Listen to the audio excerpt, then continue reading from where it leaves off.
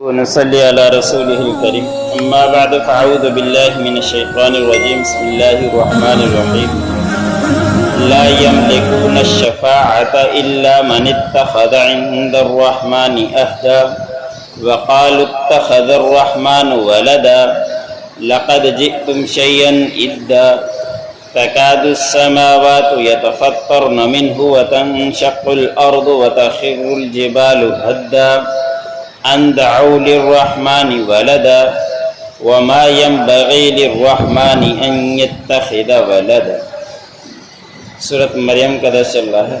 اسی سورت کی آیت نمبر 87 سے لے کر 92 تک تلاوت کی گئی۔ ان آیتوں کے اندر سے پہلے گزشتہ آیتوں کے اندر اللہ رب العزت نے فرمایا کہ جب قیامت قائم ہوگی تو اس وقت مشرک لوگ بھی وہاں پہنچیں گے، کفر کرنے والے بھی پہنچیں گے، تو ان لوگوں کے لیے اللہ رب العزت نے فرمایا کہ جہنم کی طرف وہ پیاسے چلائے جائیں گے، اور جو پرہیزگار ہیں، متقی ہیں، اللہ والے ہیں، بزرگ ہیں، مسلمان ہیں، ان کے لیے اللہ رب العزت نے فرمایا کہ وہ وفد کی صورت میں جا رہے ہوں گے، ان کو کوئی بھی پریشانی نہیں ہوگی۔ پھر اللہ رب العزت نے آج کی آیتوں میں بیان فرمایا کہ قیامت کے دن اللہ رب العزت سفارش کرنے کا حق دیں گے، اور سفارش کا اس کو دیں گے جس کی اللہ رب العزت کی طرف سے جس کو اجازت ہوگی، اور سب سے سفارش کبریٰ جس کو کہا جاتا ہے وہ آپ صلی اللہ علیہ وسلم اس وقت کریں گے جب ہر کوئی پریشان ہوگا اور کہے گا کہ جلد از جلد حساب کتاب ہو جائے۔ کوئی پسینے کی وجہ سے پریشان ہوگا، کسی کو پسینہ پاؤں تک، کسی کو گھٹنوں تک، کسی کو اوپر تک، اور پورے گہرائی کے اندر مبتلا ہوں گے اور بڑے پریشان ہوں گے۔ تو اس وقت نبی کریم صلی اللہ علیہ وسلم اللہ کے سامنے سجدے میں گریں گے، اور نبی کریم صلی اللہ علیہ وسلم کی حدیث مبارک ہے کہ اس وقت مجھے ایسے کلمات سکھائے جائیں گے جو اس سے پہلے مجھے نہیں سکھلائے گئے۔ اللہ رب العزت کی حمد و تعریف کروں گا، پھر اللہ رب العزت فرمائیں گے کہ سر اٹھا اے محمد، جو مانگے ہم آپ کے لیے پورا کریں۔ تو آپ صلی اللہ علیہ وسلم سب سے بڑی سفارش یہی کریں گے کہ امت پریشان ہے، مسلمان پریشان ہیں، ان کا جلد از جلد حساب کیا جائے۔ اور یہ سفارش کے لیے شرائط ہیں کہ کافر کے حق میں سفارش نہیں ہو سکتی، مشرکین کے حق میں سفارش نہیں ہو سکتی، منافقین کے حق میں سفارش نہیں ہو سکتی، اور جو مسلمان ہیں اور پھر جو اللہ رب العزت جس کے لیے اجازت دے تو اس کے لیے سفارش قبول کی جائے گی، لیکن کافر، منافقین، مشرکین کے لیے ہرگز سفارش قبول نہیں ہوگی۔ نبی کریم صلی اللہ علیہ وسلم سے بڑھ کر مخلوق میں اور کوئی مرتبے کے اعتبار سے بڑا نہیں ہے۔ حدیث مبارک میں آتا ہے، قرآن پاک کے اندر بھی ہے کہ حضور صلی اللہ علیہ وسلم کے پاس ایک صحابی آئے عبداللہ نام کے، جن کے والد عبداللہ بن ابی جو منافقین کے سردار تھے، اور آ کے آپ صلی اللہ علیہ وسلم کے سامنے ان کے بیٹے نے کہا کہ یا رسول اللہ، آپ کو معلوم ہے کہ میرے والد کا انتقال ہو گیا ہے، آپ ان کے لیے دعا کریں اور ان کے لیے جنازے کی نماز بھی پڑھائیں اور ان کے لیے دعا بھی کریں۔ تو آپ صلی اللہ علیہ وسلم نے اپنا لعاب مبارک ان کے جسم پر لگایا اور ان کے جنازے کی نماز کے لیے نکل پڑے۔ حضرت عمر رضی اللہ تعالی عنہ کو اطلاع ہوئی تو حضرت عمر رضی اللہ تعالی عنہ نے منع فرمایا کہ یہ منافق ہے، فلاں مقام پر اس نے ایسے کیا، فلاں مقام پر اس نے ایسے کیا اور منافقت کی، اس لیے آپ ان کی جنازہ نماز نہ پڑھائیں۔ آپ صلی اللہ علیہ وسلم نے حضرت عمر رضی اللہ تعالی عنہ کو جواب دے دیا اور نہیں مانی۔ آپ صلی اللہ علیہ وسلم نے ان کے لیے جنازہ نماز بھی پڑھائی اور دفنانے تک گئے۔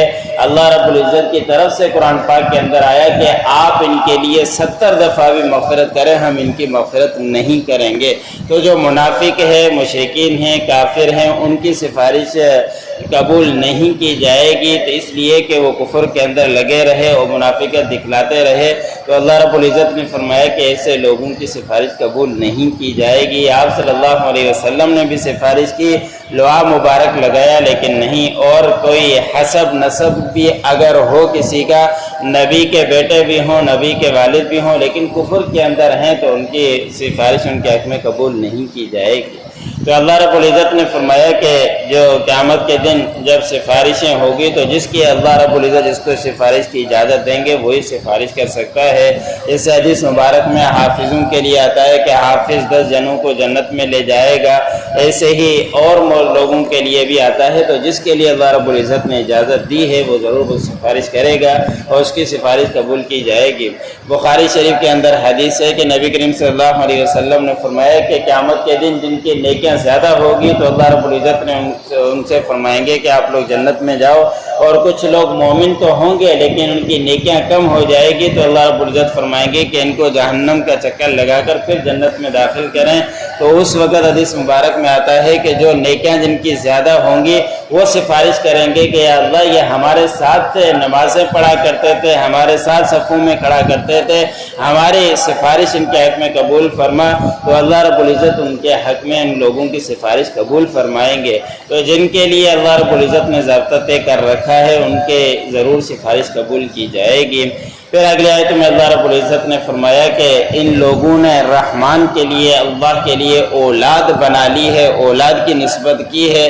اسے عیسائی کہا کرتے ہیں کہ عیسیٰ علیہ السلام اللہ کے بیٹے ہیں، یہودی کہا کرتے ہیں کہ عزیر اللہ رب العزت کے بیٹے ہیں، اور مشرکین کہا کرتے ہیں کہ فرشتے اللہ رب العزت کی بیٹیاں ہیں۔ تو یہ رحمان کی طرف اولاد کی نسبت کرتے ہیں، اور یہ اللہ نے فرمایا کہ بہت ہی بھاری بات کرتے ہیں اللہ رب العزت کی طرف اولاد کی نسبت کرنا۔ اور یہ ایسا ہے کہ جب ایسے نسبت کرتے ہیں کہ قریب ہے کہ آسمان ان کی باتوں کی وجہ سے پھٹ جائے اور زمین ٹکڑے ٹکڑے ہو جائے اور پہاڑ ریزہ ریزہ ہو جائے کہ یہ اتنی بھاری بات کہا کرتے ہیں۔ حدیث قدسی ہے کہ نبی کریم صلی اللہ علیہ وسلم نے فرمایا کہ ابن آدم مجھے گالیاں نکالتا ہے، وہ ایسے کہ میری طرف اولاد کی نسبت کرتا ہے، حالانکہ اللہ رب العزت اولاد سے پاک ہے۔ اللہ رب العزت کو اولاد کی کوئی پرواہ نہیں، نہ ان کو ضرورت ہے، نہ وہ کسی سے پیدا ہوا، نہ ہی اس نے کسی کو جنا ہے۔ اور یہ ایسی بڑی بات کرتے ہیں جو رحمان کی طرف اولاد کی نسبت کیا کرتے ہیں، اور یہ مناسب نہیں ہے رحمان کے لیے کہ اللہ رب العزت کے لیے کوئی اولاد ہو، اللہ رب العزت کوئی اولاد رکھے۔ اللہ رب العزت تو ذات پاک ہے، اس کو کوئی اولاد کی ضرورت نہیں۔ لا یملکون الشفاعۃ الا من اتخذ عند الرحمن عہدا، نہیں ہے مالک سفارش کے مگر یہ کہ جس کو اللہ رب العزت رحمان کے پاس سے اجازت مل جائے یا کوئی عہد لیا ہو یا وعدہ ہو تو وہ سفارش کر سکتا ہے، اور کوئی سفارش کے قریبی نہیں جا سکتا۔ وقالوا اتخذ الرحمن ولدا، اور انہوں نے کہا کہ رحمان نے بنا لیا ہے بیٹا یا اولاد۔ لقد جئتم شیئا ادا، تحقیق تم کہتے ہو ایک بڑی بھاری بات۔